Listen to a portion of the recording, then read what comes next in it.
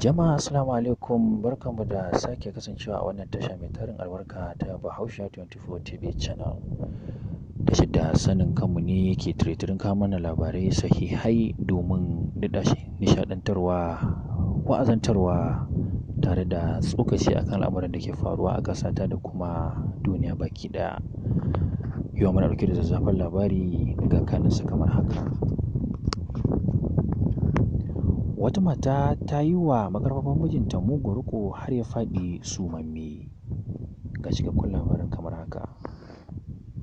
Rundunar jami'an tsaro ta NSCDC a jihar Osun a ranar Talata ta ce ta fara bincike a kan zargin wata matar aure da ragargaza makarfafan mijinta.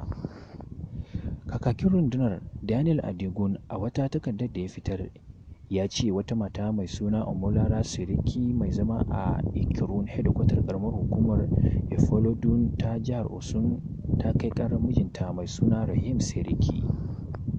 Ta zargi mijinta da rashin ɗaukar ɗawainiyarsa a matsayinsa na miji da kuma mahaifin yaranta. Adegun ya ƙara da cewa a yayin da aka kira Rahim don amsa tambayoyi an gano cewa matarsa ta saba dukansa wanda hakan ya sa ya samu raunuka. Jaridar Punch ta rawaito.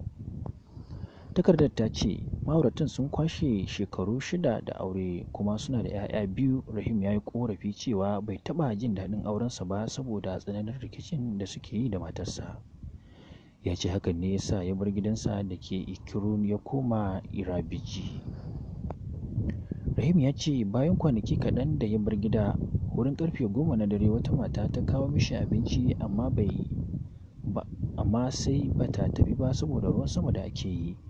A yayin da take zaune sun ji ana kwankwasa ƙofa sannan ya je ya buɗe. Bayan da ya buɗe ƙofar sai ya ga matarsa a take ta hango matar da ta kawo masa abinci. Babu jimawa suka fara faɗa tsakanin Omolara da mijinta. Rahim ya ce matarsa ta kama gabansa inda ta yi yunƙurin tsinke shi, ana haka ne ya faɗi sumamme. Ya tashi ya gansa a kwance a gadon asibiti bayan ta ragargaza masa gaba. Amma a lokacin da aka tuhumi Omolara da wannan ikirarin mijinta ta ce ta yi ƙoƙarin kare kanta ne don mijinta ya yi yunƙurin shaƙe ta. Matar ta ce ta fara zargin mijinta da cin amana ne amma sai ta yi ƙoƙarin tabbatar da hakan daga nan ne ta same shi tare da wata mace. Ba wannan karon bane na farko da mata ke illata mazajensu na aure akan kishi. Wannan shine ƙarshen wannan labari amma kafin nan ku taɓa mana alamar subscribe tare da ƙararrawa domin ci gaba da gwangwajewa da wannan sahihan labarai kamar haka. Mun gode. Jama'a assalamu alaikum, barkanmu da sake kasancewa a wannan tasha mai tarin albarka ta Bahaushe 24 TV channel. Tashar da sanin